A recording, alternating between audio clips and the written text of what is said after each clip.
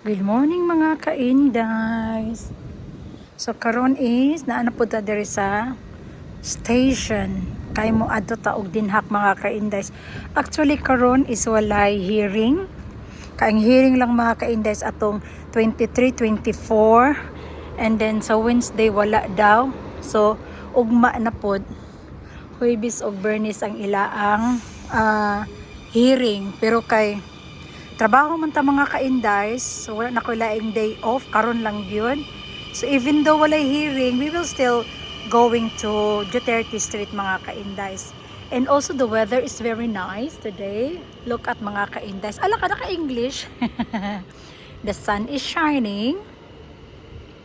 Tanaw mga ka-Indies, oh very nice weather today.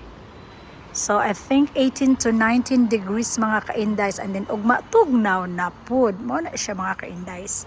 So see you later mga ka-Indies. Akong kauban as usual my classmate. Shout out kay Laureline. So subscribe to her channel also mga ka-Indies. I will put her YouTube channel sa screen mga ka-Indies. So see you later sa Central Station. Kay dito mi magkita mga ka-Indies. Bye bye. May gears na? Di ba akong classmate sa Duterte? First time di matog Duterte din? First time di matog Duterte karon? First time pa ni mo na? Nakato na ko. Nakato na ka? Katong katong na naon niya? Oo. Katong na nakato na. Okay. Manda vlog! Tay, welcome to my vlog, Tay. Sana all. O di ba? Castle. Mingon na sila aka na, di na namin kakuha na kaila namin ana sa layo padaan. Muna ni ang o to, miliilis tatay digong o. Tora o mo kita, ako rin kakita. Alaot mo. Tora o. Ano, kapay-kapay sa tatay o, charot. Tora lagi si tatay o. Babay sa mo kita. Aw mo na kaingon dia tarungan yung tanaw. Muna yung pension house niya. Di ba? Oh. So, agi na punta di anhi. Nasta tay digong diha. Mo gini ang in front sa detention center mga ka-Indies. Dili na. Tanaw na to kung kontra sila. Nalagay pulit siya day. As Alvin naman day na.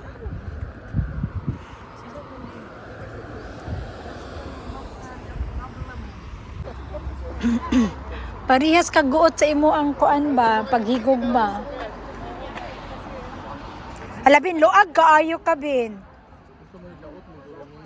Ha? Arungan mo ana-ana ni mo.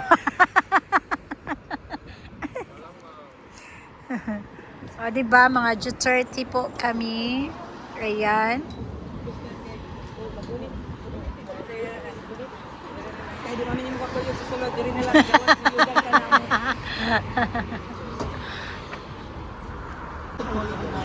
Thank you na. Maka-picture ko, be. Picture niya pa ba? Yeah. Nandito si Pinky Web.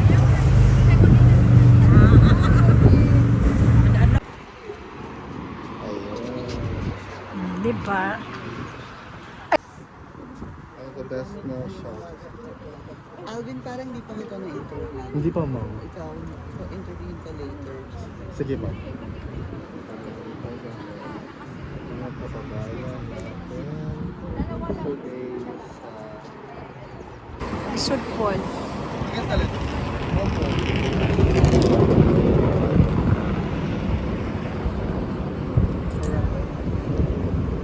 Hindi, ano na lang. Kuya na lang natin.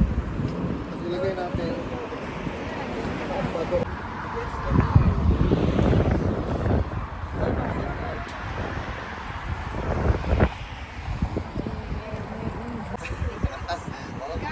Excited ako, of course. Tapos kuha kita po na kita action. Parang mag-highlight na ako ng mga presentation ng constitution sa mga sinasabi nila na as an example.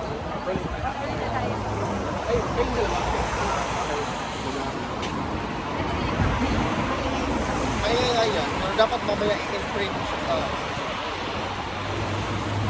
yung option. May option mo yun.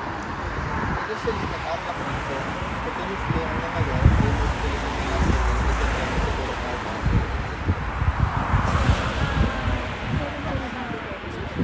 simula pa ata nung nasa Pilipinas pa. Most like 2014. But I'm not really focused. Pero, Nakaboto. Nakaboto ako. Hindi ako nakaboto last time kasi nandito ako. nakapag-monitor ka ba kahapon ng presentation, prosecution? Not the whole presentation, Ano masasabi?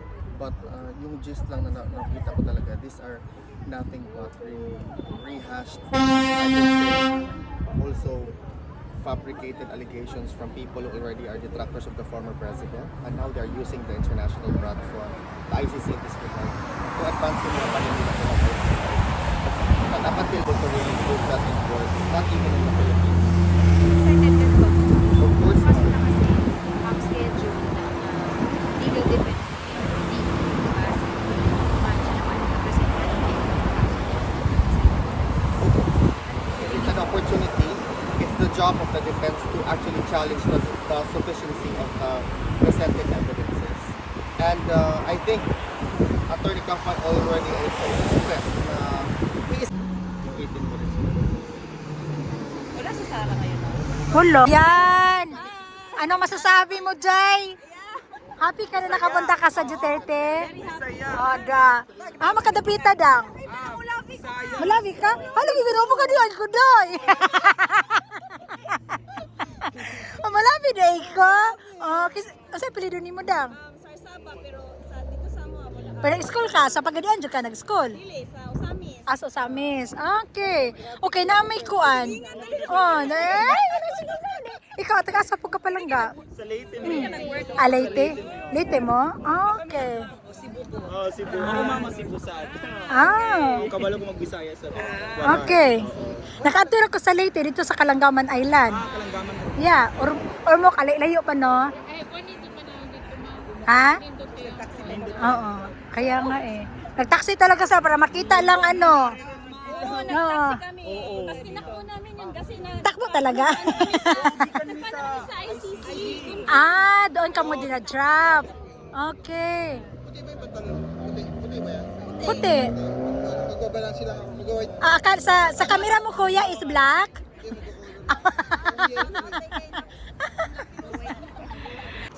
So talagang pinunta niyo sa Tatay Digong kahit na ano. Kahit saglit. Correct. Yes. One day lang talaga. So ano pa? Wag muna. Ha? Ang dali naman. Oo, kasi magre-receive kami ng mga passenger alas 4. Oh, sus, Diyos mio ko. Hit and run pala kayo. So ilang minutes na yung ano ninyo, taxi? 7 minutes daw. Oh my God, ang dali lang. Punan kami muna. Interview tayo. Gininab namin daw. Na-interview dyo ka dahi. Ngayon na kami didikit dito. Imo dyo inon nga, kuan. Wala, ito pala. Asa Oh yeah, picture di adang o Duterte Street. Anda. Mga gwapa kay mga kuan ay. Oo. So, naniniwala ka ba dun sa mga Correct. Mm-mm. sa result lang ko dito sa akong mga yung ipakita Okay. Diba? JME News. sabi niya di ba naman naniniwala ko ang hirap masabi wala akong alam doon yung Okay. Oh, may, taga JME News. Oh. Maris, ito na kayo happy mag-talit. walo Da. uwi ako sa Pilipinas next week wala bang problema Dito man. Sige, sige. JME News. Dito sa CM. Huwag daw sa CR. Pero may Duterte Street yun eh. Maganda yun oh. Yun yung background.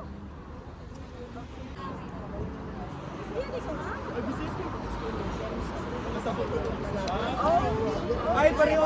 Waray ni Mama. Sa Leyte ko mo. Biliran. Oh, waray-waray. Ano ba waray? Ano ba Bisaya? Oh my God, isa nila. Malugan? Nakita mo ba? Waray.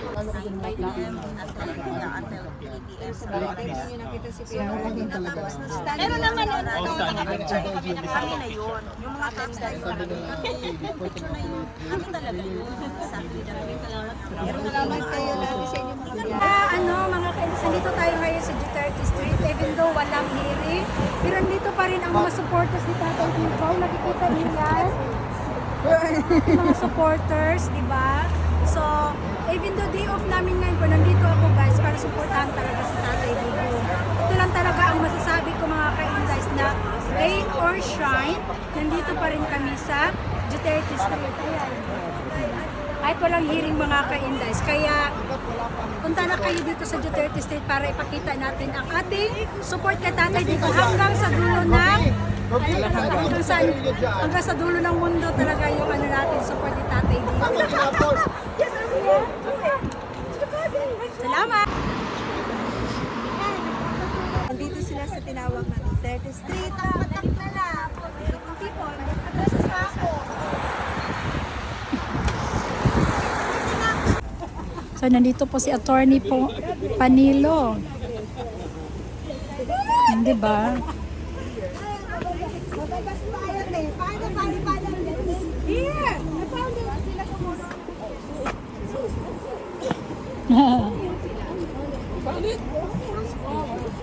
Attorney, how was your social event last night? Together with Attorney. Nalinis ko na doon sa loob.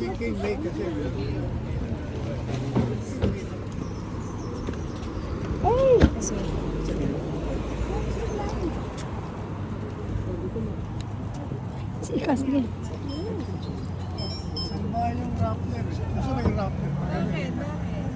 Ito yung flavor ng ice cream mo ate.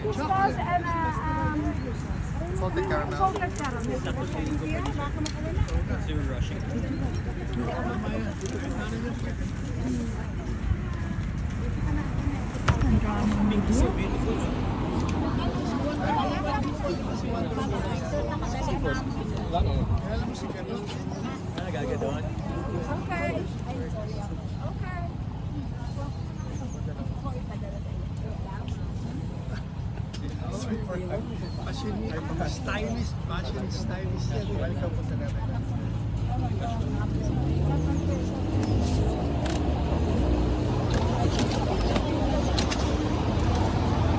First time bumalik ko sir sa Duterte Street.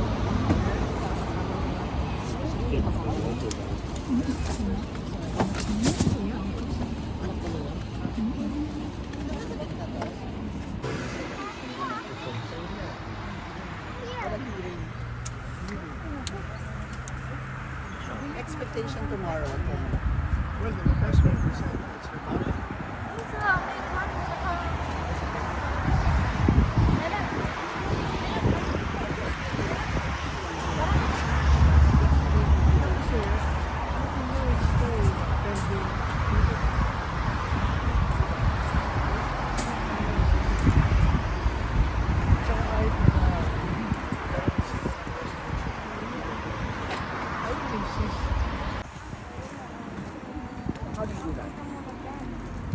What's the procedure? Pero you're looking into it. Me, yes.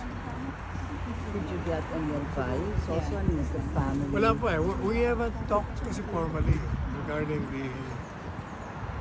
Because the team, the Filipino team was only created, I think, the day before we arrived. Eh, wala pa. Pero hindi niyo pa po nabanggit kay Atty. Kaufman?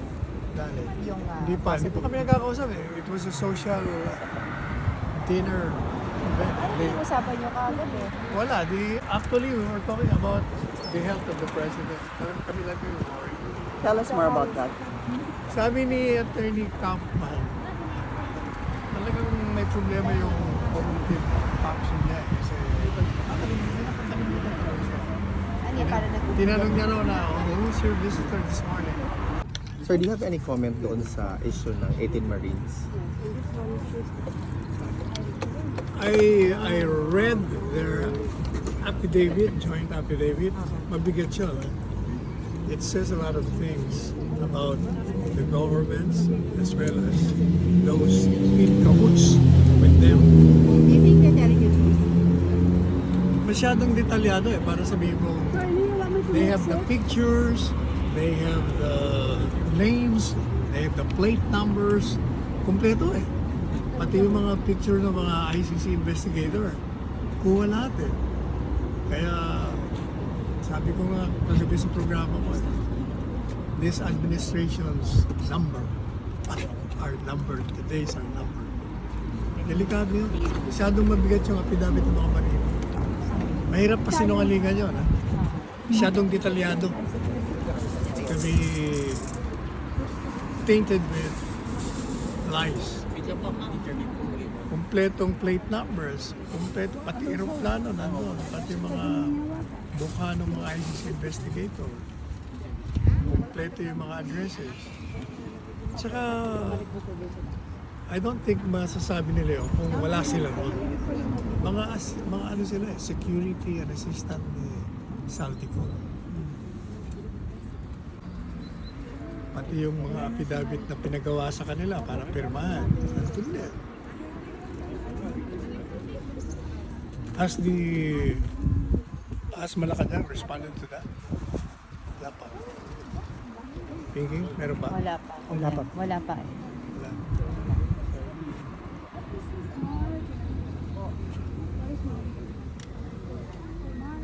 But most of those who are already listed doon sa affidavit, sir, mostly mga congressman, nagsabi sila na Saka they delivered money from a list of ang dami.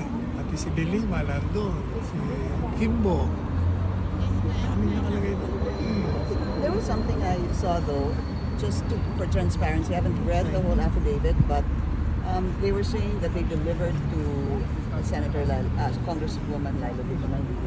But the date seemed to be the period wherein she was being detained. Ay, hindi ko napansin yun.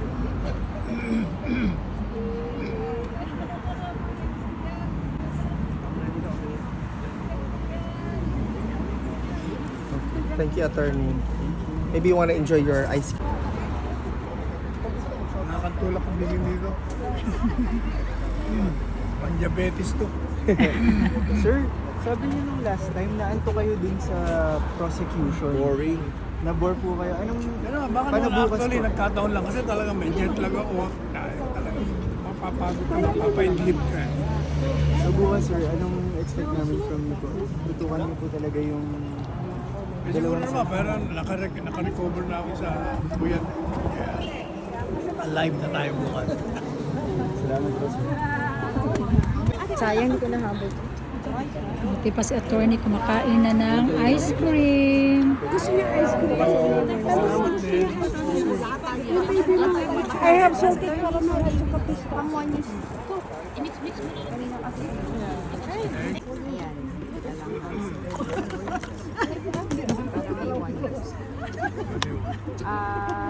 Meron po kayong socials kahapon ni Attorney Kaufman. Ano po yung pinag-usapan niyo? Puro lang sa kalusugan ni Presidente Duterte. Worried siya, worried kami. Marami siya parang. Saka yung chismis lang naman pala yun, si Hyper Unconscious, hindi mo pala totoo yun. Alin po? Totoo ba yung Hyper Unconscious? Oo, chismis lang po. Hindi yun totoo. Parang walang confirmation. Pero paano po describe ni Attorney Kaufman yung health ni Pangulong Duterte? Sabi niya basta he's not as quick as before. Matagal yung response. Pag tinatanong niya, nakakalimutan like sino who were your visitors this morning, hindi niya maalala. Okay, so bukas po, excited na po ba kayo dun sa magiging presentation ng defense? Oh yes, siyempre. Hindi namin mapakinggan. Sabi ko doon sa mga kasinungalingan ng kabila. You think talaga po hindi sinungaling po yung prosecution? Hindi, if you notice, lahat naman ng mga sinasabi nila, walang silang prueba. Like, palagi nila sinasabi, thousands have been killed. Nasaan ba ito? Yung thousands na ito? Nasaan ang listahan ng mga pangalan? Kailan ba nangyari ito? Anong oras? Anong petsa? Saan lugar? Paano nangyari? Sinong testigo? Sinong pangalan ng mga biktima? Wala silang maiisintang ganun. So, you are confident na hindi makukuloy, hindi mako-confirm ang charges? Ay, hindi.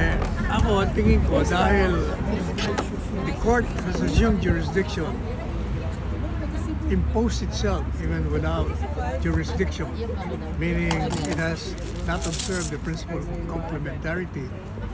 And even if the jurisdiction issue is still pending in its court, it went through with the proceeding. Sa akin, masamang ano yan, senyales. Ibig sabihin, piniprejudge mo na ito.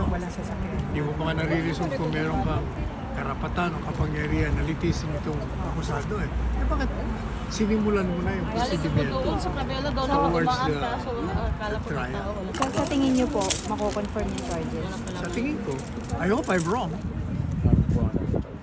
But kung based on the evidence presented, dapat i-deny. Dapat i-dismiss dapat. Ulit, yung tanong po kanina regarding kay Kalamig-lamig, yung 18 Regarding what? yung kay Baligod, story ni Yung mga marino. 18 Marino. Mga marino. Do you believe that? Given the detailed description of what happened, how they participated in the deliveries of money, the pictures, kompleto eh. Mahirap pa sinungalingan eh. Saka talaga namang sila yung mga tao ni Saldico. Otherwise, by this time siguro tumatanggi na si Saldico. But you must remember na yung mga sinabi ni Saldico, pinapatunayan nila, binabalidate nila. So nagtutugma sila pareho. Ano po kung masasabi niyo dun sa pagkikita ni President Bongbong Marcos at Leni Robredo sa Malacanang? Natural lang naman yun. Wala naman. Unless, I will not be surprised kung pinag-uusapan nila yung politika. Kasi talagang delikado sila sa 2028. At kasi nga, nakakasiguro na si Inday Sara na mananalo yun pag yun eh. Tumakbo, talagang panalo yun. Not even the combined forces of the yellows, the pinkies, and the left, as well as the allies of the President Marcos Jr. Walang kalaban-laban. So, you looking at Vice President Sara to be the president? As I wrote in my column, this looming Sara presidency, read it, Manila Times, Monday issue. Wala na, nakatakda na yan sa nakatakda na. The gods of destiny have hurled the challenge to her to lead this country from the quagmire that it is presently situated, and she has accepted it by announcing it. She will lead. Bite niyo po. Punta kami rito, birthday. Yes! Iipon muna ng pamasahe.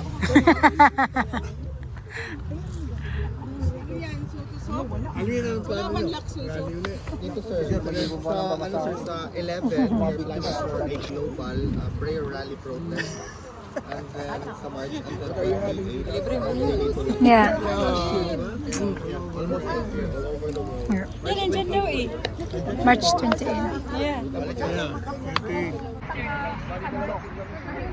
Hello, Quaresma family. How are you? We're here at The Hague and we greet you. We hope you're in good hands, you're in good health. God bless you. This is Sal Manelo. Yeah. Thank you, attorney. Thank you.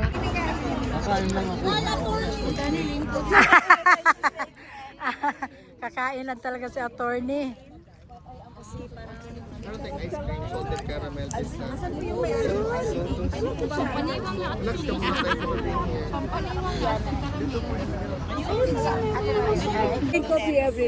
Akala ko sino yung nag-interview. Tinapalun ako tuloy. Para kanina yung interview na yan, para sa Ira. Hindi, ilalagay ko po doon sa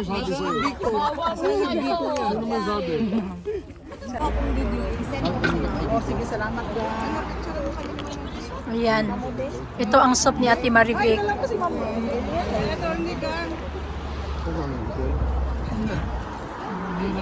Nag-lunch kami dun sa ano. Saan kami nag-lunch yung kagabi? Papa, ako ni Ate. Na, ako na-picture ko sa iyang camera ni Ginia. Na-picture kami yung ano ni Ate. Eh wala ka nang you are not to inject any politics True. insofar as investigation is concerned. Kung may patayan, you address it, you investigate it the way the police investigate it. Exactly. Pero the whole thing, especially now that the stories came about yesterday, the premise and whatever they presented during the last 2 days by the ICC investigator, kung totoo, yung press con kahapon will be under suspicion, at the least bias. At kung totoo, at ayaw kong maniwala na merong yung tinatawag na $2 million, lalong-lalo na talagang corrupted yung investigation. As I've said, I don't want to believe it until all these things will come out by way of whatever investigation may be conducted and whoever will conduct it. In fairness to everyone concerned. Attorney, on a different matter, how was your social event gathering last night together with Attorney Nicholas Kaufman? It's actually a very light, enjoyable dinner. It was actually getting to know each other. Kasi as you know, kami lang ni E.S. Miljaldea ang nakilala niya when we were here before. But last night, the other members of the team were also introduced to him, their professional background, and how we got close to the former president. Kasi iba-iba yung experience namin eh. Si E.S. Miljaldea, paano niya nakilala ng presidente. Si Atty. Cesar Dulay, ganun din. Si Atty. Fred Lim. By the way, sa fraternity brother ng president. At saka si Secretary Bello, and obviously si Atty. San Panelo. So iba-iba yung circumstances and how we got to know the president and how we got close to the president in that sense. Attorney, So yun, usap-usap. And we discuss about the joint affidavit. But I cannot get into the details, by the way, because it's a conversation between lawyers and among lawyers. but also, Attorney, it was also expressed that in order for you to be part of the defense team, you need to be accredited by the court, the ICC in this case. Is the nitty-gritty or the process going to be tedious and We're not looking at having to appear before the court formally. Okay na kami na we will assist the defense team however way we can assist them. And hopefully to bring the former president back to the Philippines alive and well. will this also pave the way for you to see the former president? Yan talagang gusto ko siya. Yan ang gusto namin lahat. Pero as it is, given the circumstances and the policies that are imposed in the detention facility, I don't think it's possible. In as far as the confirmation of charges hearing is concerned, Attorney, what's your opinion about yesterday's presentation of the prosecution and the other parties? At the least, understandable. Kasi prosecution's evidence yun eh.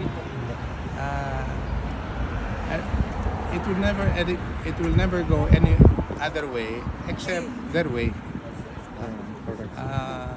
Although we have to look at how this evidence were framed, if I may.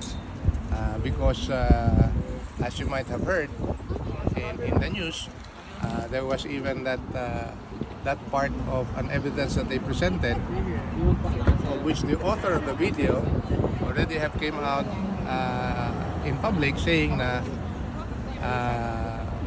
that was not what it happened.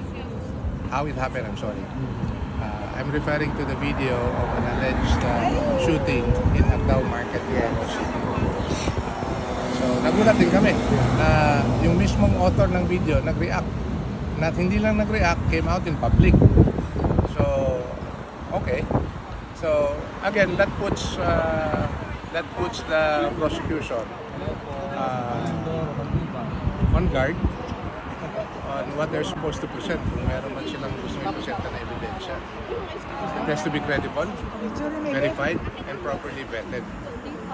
At least in this case, it was not. Because the author of the video itself publicly objected on how the prosecution framed it in presenting the video in order to support their charges against them. There were also issues raised in that particular instance, sir, that the translation were not even fitting doon sa sinabi ni Mr. President. Okay, makita niyo yan kay Taro Rosales. You mentioned about that. Alam mo, ganito yan. Inintindi ko lang because my first time to watch a proceeding live. Lagi. Grabe daghang kay tao. Even na tanawa ko. Lagi apong tao sa walay hearing. So at least, ding, okay na ito mapan yung mga sila. Kita na ito. Kadaghan ng tao. Siguro naman agad kanino. Ano ka to?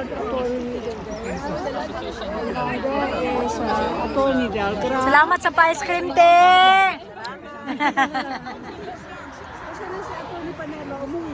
Wala. Nandiyan. Madami pa nakapagsunod. Lagan eh.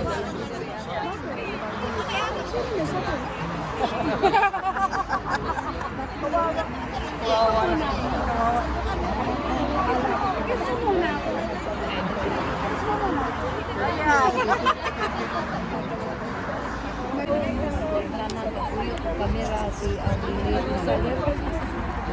Adri Musalir yung picture.